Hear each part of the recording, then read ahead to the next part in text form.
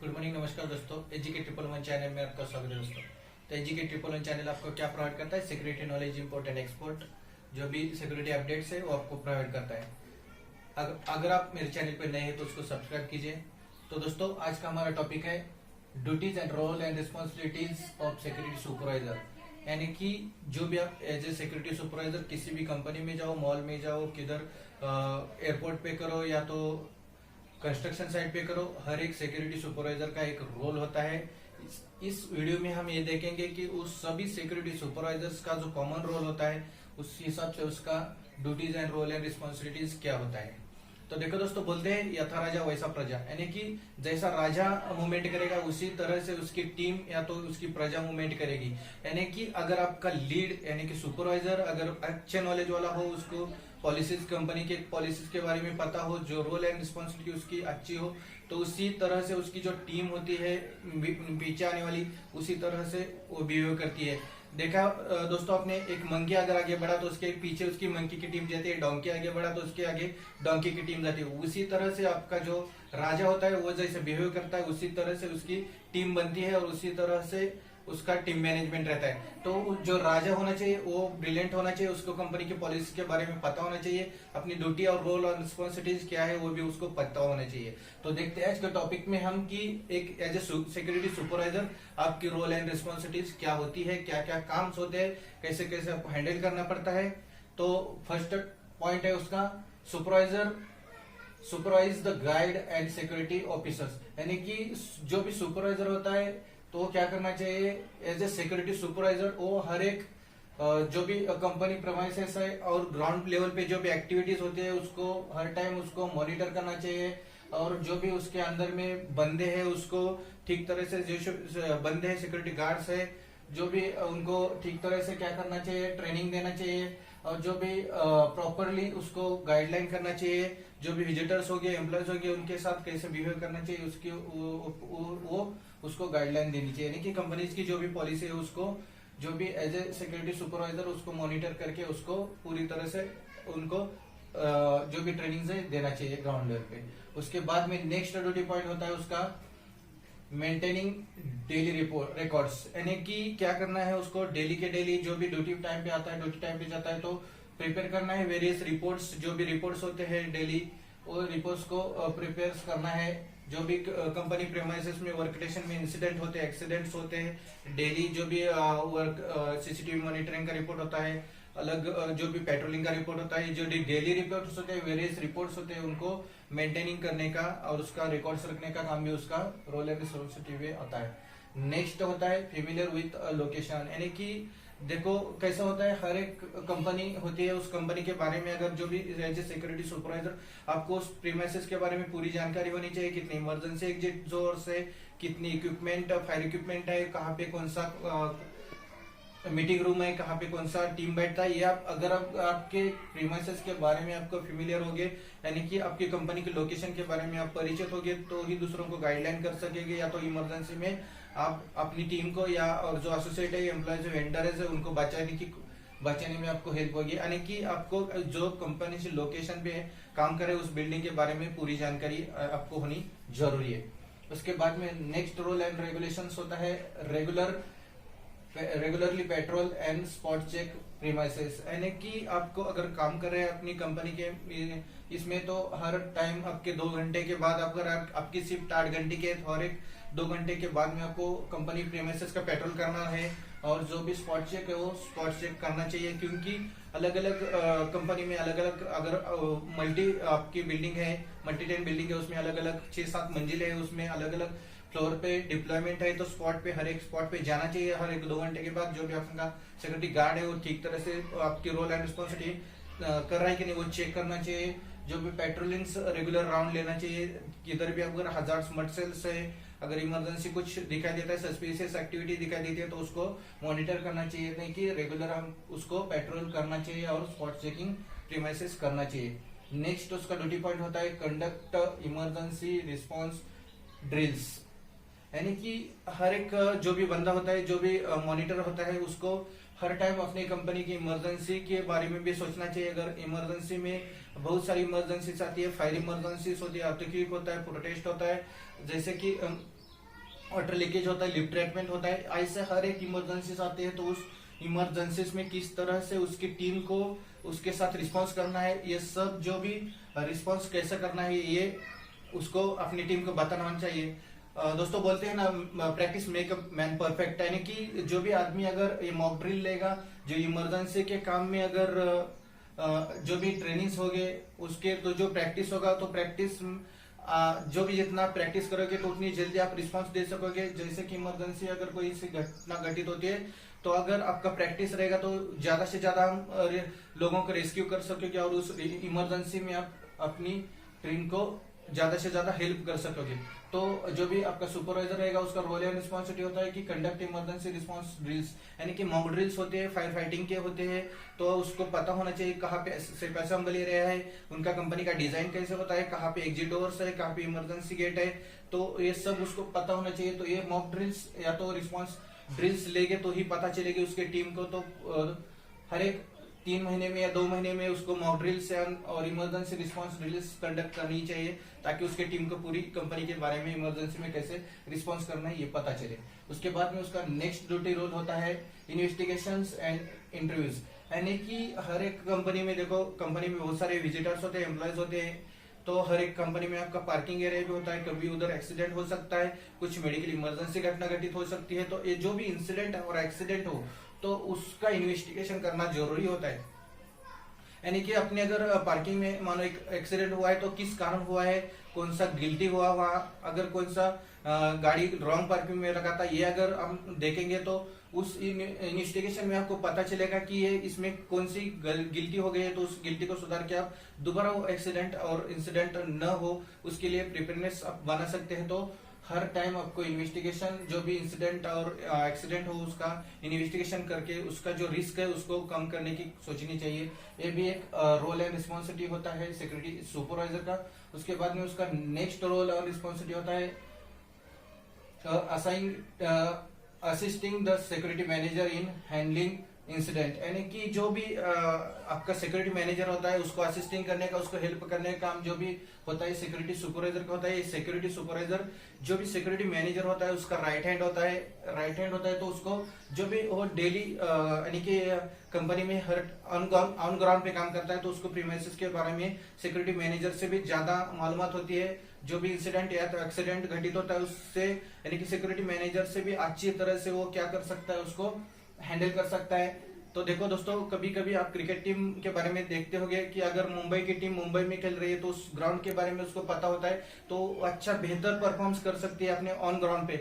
लेकिन वही अगर कोलकाता या हैदराबाद में जाएगी तो उस ग्राउंड के बारे में उसको पता नहीं होता, तो उसका परफॉर्मेंस है तो कम हो जाता है। उसी तरह से अगर सिक्योरिटी सुपरवाइजर है उसको प्रीमाइसेस के बारे में पता होता है, हर तरफ से उसको मालूमात होती है, तो उसी की तौर तरीके से मालूमात से वो क्या करेगा, जो भी सिक्योरिटी मैनेजर है उसको इंसिडेंट और एक्सीडेंट में हेल्प कर सकता है।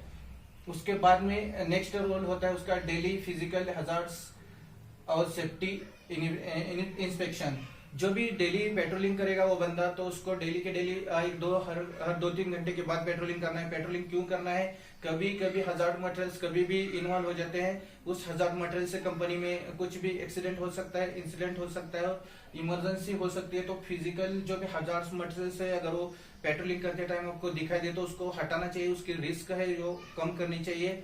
उसके बाद में सेफ्टी इंस्पेक्शंस देखते रहने चाहिए कि सेफ्टी इंस्पेक्शन करते टाइम जो भी बीच में हजार्ड मटेरियल है, चाहे इमरजेंसी एग्जिट हो, उसमें अगर कोई मटेरियल पड़ा है वो तो इमरजेंसी के टाइम में हम इमरजेंसी एग्जिट से बाहर नहीं जा सकते और लॉक हो जाएगा, तो जो भी मटेरियल पड़ा है उसको हटाना चाहिए। ये जो भी फिजिकल हजार्ड्स हो या सेफ्टी इंस्पेक्शन करते टाइम उसको क्या करना है, राउंड लेते टाइम उसको अप्रोप्रिएट, यानी कि जो भी अप्रोप्रिएट डिपार्टमेंट है उसको अगर हजार्ड्स मटेरियल दिखाई देते हैं, जो डिपार्टमेंट है उसने जिसने में रखा है, इसके टीम हो या तो मेंटेनेंस टीम हो, तो जिसको बोल के वो हजार्ड्स मटेरियल हटाना चाहिए।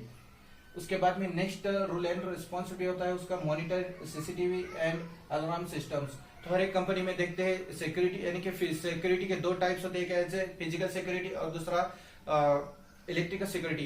यानी कि जो फिजिकल जो भी गार्ड्स ऑन दी ग्राउंड होते हैं उसको फिजिकल सिक्योरिटी बोलते हैं, और जो भी कैमराज लगे होते हैं, एक्सेस डोर्स होते हैं, वो इलेक्ट्रॉनिक सिक्योरिटी होती है। तो सीसीटीवी मॉनिटरिंग यानी कि क्लोज सर्कुलर टेलीविजन होता है जो वहां पे एक जगह पे एक बंदा बैठ के कंपनी के ऑल प्रीमाइसेस का सीसीटीवी कैमरे के द्वारा मॉनिटरिंग कर सकता है। तो सुपरवाइजर को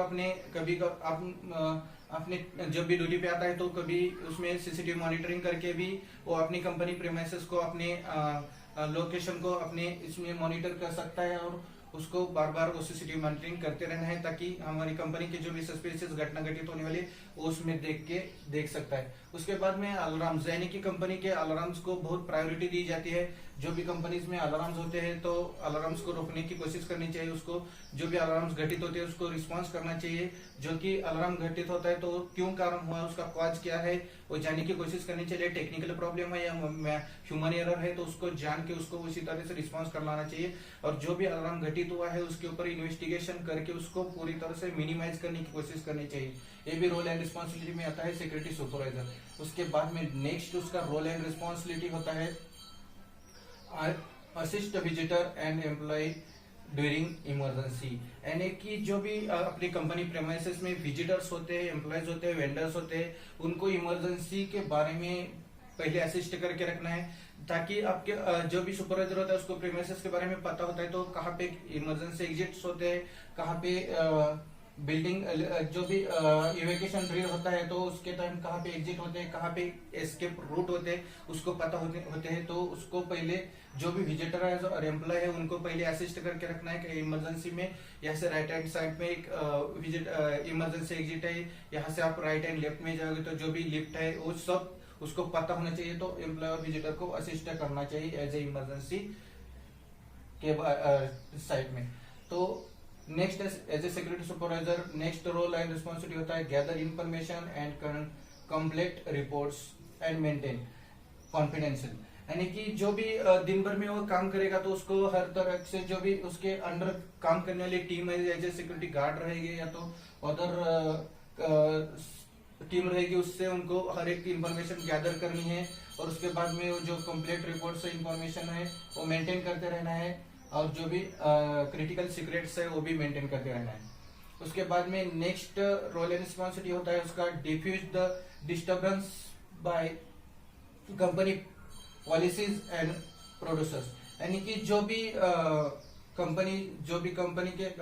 कंपनी की पॉलिसीज होती है और प्रोसीजर्स होता है उसमें अगर डिब्रेशन होता है, यानी कि कैसे होता है वो डिसएग्रीमेंट विथ अराइज बिटवीन किस में होता है, अगर सिक्योरिटी पर्सन और एम्प्लॉयज हो या तो सिक्योरिटी पर्सन हो, विजिटर हो, वेंडर हो, इनमें अगर कुछ हो गया तो उसको कंपनी की पॉलिसी का रोल है उसके हिसाब से उसको मेंटेन करना है और उसको वही के वही स्टॉप कर देना है। ये उसका रोल एंड रिस्पॉन्सिबिलिटी होता है। नेक्स्ट रोल एंड रिस्पॉन्सिबिलिटी होता है handle all interpretation and complaints, यानी कि जो भी कंपनी में एज ए सिक्योरिटी सुपरवाइजर आप ड्यूटी कर रहे हैं तो जो भी कस्टमर्स होते हैं कंपनी के या तो एम्प्लॉय होते हैं उनकी जो कंप्लेंट होती है, कस्टमर्स की कंप्लेंट हो या एम्प्लॉय की कंप्लेंट हो, उसको अप्रोप्रिएट एस्केलेशन, यानी कि जो एक्सलेशन होने वाला है एम्प्लॉय या कस्टमर्स का वो डिपार्टमेंट के पास जाने से पहले अप्रोप्रिएट एक्सलेशन होने के पहले उसको सोल्यूशन देना है और उसको बीच में इंटरफेयर करके उसको वही किस्सा खत्म करते रहना है, यानी कि जो भी कंप्लेंट्स आएगी उसको ठीक तरह से हैंडल करने आना चाहिए। ये भी एक रोल एंड रिस्पॉन्सिबिलिटी होता है। उसके बाद में नेक्स्ट रोल एंड रिस्पॉन्सिबिलिटी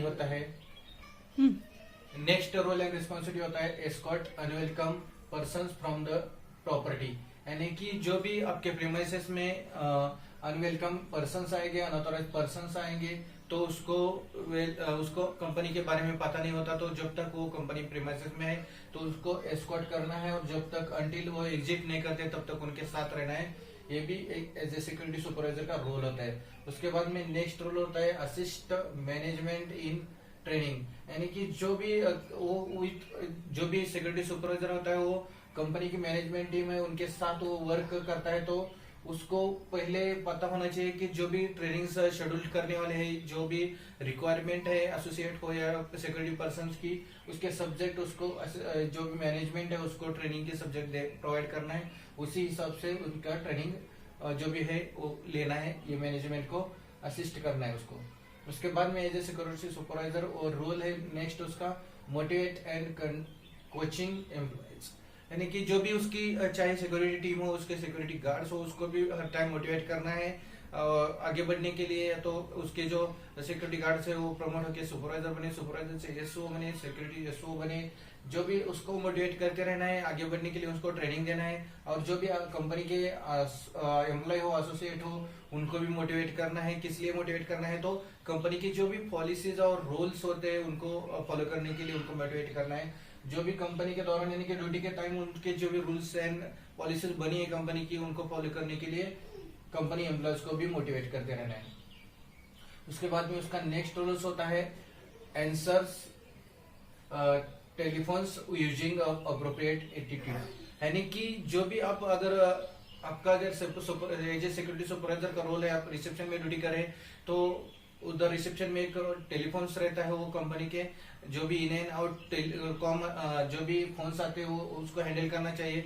तो उसको हैंडल करने का तरीका एक पोलाइटली होना चाहिए, रिस्पॉन्डिंग होता है, न कि ऑर्डर देके बात कराए। जो भी फोन्स आने वाले हैं उसको पोलाइटली जो भी रिस्पॉन्स करके उसको जो भी चाहिए वो इन्फॉर्मेशन देते रहना है। जो कंपनी पॉलिसीज के विदाउट है वो नहीं देना है, और जो भी उसको रिस्पॉन्सिव चाहिए उसको ठीक तरह से रिस्पॉन्स भी करना आना चाहिए। उसके बाद में उसका जो भी नेक्स्ट ड्यूटी रोल होता है develop and maintain the positive working relationship with others, यानी कि जब भी आप कंपनी में काम करते हैं तो आपको स्टेक होल्डर होना चाहिए। जो भी कंपनी में काम में प्रीमाइसेस अलग अलग वेंडर्स होते हैं, एम्प्लॉयज होते हैं, अलग अलग हाउसकीपिंग टीम होते हैं, मेंटेनेंस टीम होते हैं, फैसिलिटी टीम होते हैं, तो उनके साथ में जो अपना बॉन्डिंग है वो ठीक तरह से रहना चाहिए। जो भी उनके साथ मेंटेन जो भी रिलेशनशिप्स है वो ठीक तरह से मेंटेन करना चाहिए। इनकरेज ऑल टीम मेंबर्स को इनकरेज करना चाहिए और पॉजिटिव रिलेशनशिप मेंटेन करते रहना चाहिए। एम्प्लॉयज के अगर इश्यूज हो तो उधर की उधर एक्सलेट न करके सॉल्यूशन उनको देना है और उधर ही उधर उनको खत्म कर देना है।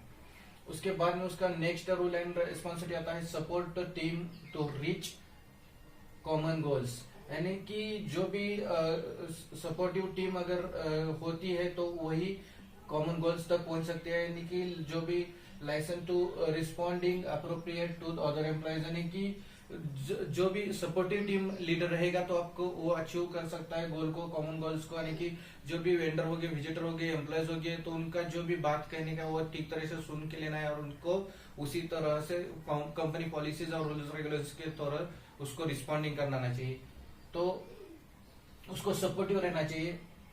उसके बाद में नेक्स्ट रूल और रेगुलेशंस होता है रिस्क असेसमेंट ऑफ असिस्टर, यानी कि कंपनी में जो काम करते हैं तो वर्क इन्वायरमेंट के साथ जो भी काम करते हैं उस ईच वर्क इन्वायरमेंट के साथ क्या होता है डेंजर्स कंटेंट होता है, यानी कि डेंजर्स होता ही होता है। हर एक इन्वायरमेंट में वर्क प्लेस में जाओ तो डेंजर होता है, तो उसको आपको ठीक तरह से ऑब्जर्व करना चाहिए। जो भी रिस्क है उसकी तो उसको कम करने की कोशिश करनी चाहिए।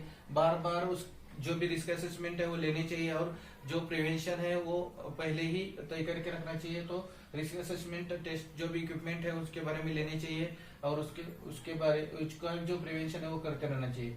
उसके बाद में नेक्स्ट रूल्स एंड रेगुलेशंस का visual inspect the tool equipments और मशीन्स, उसको बार बार पेट्रोलिंग के राउंड लेते टाइम उसको ये विजुअल रहना चाहिए, इंस्पेक्ट करते रहना चाहिए। जो भी फायर फाइटिंग के इक्विपमेंट हो या कंपनी में प्रोडक्शन वाली मशीन्स हो, जो भी इक्विपमेंट आप यूज कर रहे हैं कंपनी में तो प्रॉपरली रेडी पोजीशन पे है। अगर कोई डैमेज तो नहीं हुआ, और अगर डैमेज हुआ है तो उसको रिपेयर करके रहना चाहिए। अगर वैसा ही डैमेज हुआ इक्विपमेंट आप अगर यूज करेंगे तो उससे इंसिडेंट है या तो एक्सीडेंट घटित हो सकता है, इसलिए उसको हमेशा विजुअल रहना चाहिए और इंस्पेक्ट करना चाहिए जो भी कंपनी के टूल्स और इक्विपमेंट और मशीनरीज है उसके बारे में। उसके बाद में उसका नेक्स्ट रूल होता है पॉलिसी लाइसेंस, यानी कि जब भी आप काम करते हैं तो कंपनी में जो भी इंसिडेंट या तो एक्सीडेंट घटित होते हैं तो उसका जो भी डिपार्टमेंट के पास जाते हैं तो हर एक कभी भी आपका you should be coordinate with the public authorities such as a policy और लॉ इन्फॉर्मेंस ऑफ ऑफिसर्स, यानी कि जो भी नजदीकी पुलिस स्टेशन होते हैं, लॉ ऑफिसर्स होते हैं, उनके साथ आपका लाइजनिंग यानी कि जो भी काम करने का स्टेक होल्डिंग है वो बना रहना चाहिए। उनके साथ एक ठीक तरह से बिहेव करके जो भी इन्वेस्टिगेशन हो गया और एक्सीडेंट्स हो गए तो उनको ठीक तरह से आपको क्या करना चाहिए, उनके साथ अच्छे रिलेशनशिप मेंटेन करके ठीक तरह से आपको उधर ही विदाउट एक्सलेटिंग कंपनी का कुछ भी नाम एक्सलेट न किए बिना आपको उसको खत्म करना आना चाहिए। तो पॉलिसी का लाइसेंसिंग यानी कि जो भी इन्फोर्समेंट ऑफिसर्स होते हैं उनके साथ जो भी रिलेशनशिप है ठीक तरह से मेंटेन करते रहनी चाहिए। तो आज के टॉपिक में हमने देखा एज ए सिक्योरिटी सुपरवाइजर उनका ड्यूटी रोल एंड रिस्पॉन्सिबिलिटी कितन क्या क्या होता है और कैसे अलग अलग सेक्टर में काम करते हैं एज ए सिक्योरिटी सुपरवाइजर, या तो एयरपोर्ट हो, कंस्ट्रक्शन हो, या होटल्स हो, या तो आईटी पार्क हो, किधर भी काम करे तो मैंने आज जो भी रोल एंड रिस्पॉन्सिबिलिटी इस वीडियो में बताई आपको, कॉमन रोल एंड रिस्पॉन्सिबिलिटी है, किधर भी आप काम करेंगे तो ये रोल एंड रिस्पॉन्सिबिलिटी होती है एज ए सिक्योरिटी सुपरवाइजर, तो उसको मेंटेन रखना चाहिए। ये रोल एंड रिस्पॉन्सिबिलिटी आप अगर मेंटेन करेंगे तो एक अच्छा लीड की तरह आप काम कर पाओगे और अच्छी आगे प्रोग्रेस कर पाओगे। तो कभी भी आप इंटरव्यू में जाएंगे तो आपको ये क्वेश्चन पूछा जाता है एज ए सिक्योरिटी सुपरवाइजर आपका रोल एंड रिस्पॉन्सिबिलिटी क्या होता है। तो ये सब मैंने अभी 22 पॉइंट्स बताए, कॉमन है, ये कॉमन पॉइंट्स आपको बताने नहीं चाहिए इंटरव्यू को, और जो भी रोल एंड रिस्पॉन्सिबिलिटी है आपको बता के उसको इंटरव्यू को जो भी क्वेश्चन है उसका आंसरिंग करना चाहिए। मेरा वीडियो देखने के लिए धन्यवाद। आपको मेरा वीडियो अगर अच्छा लगा हो तो उसको शेयर कीजिए, सब्सक्राइब कीजिए, लाइक कीजिए। Thank you. जय हिंद।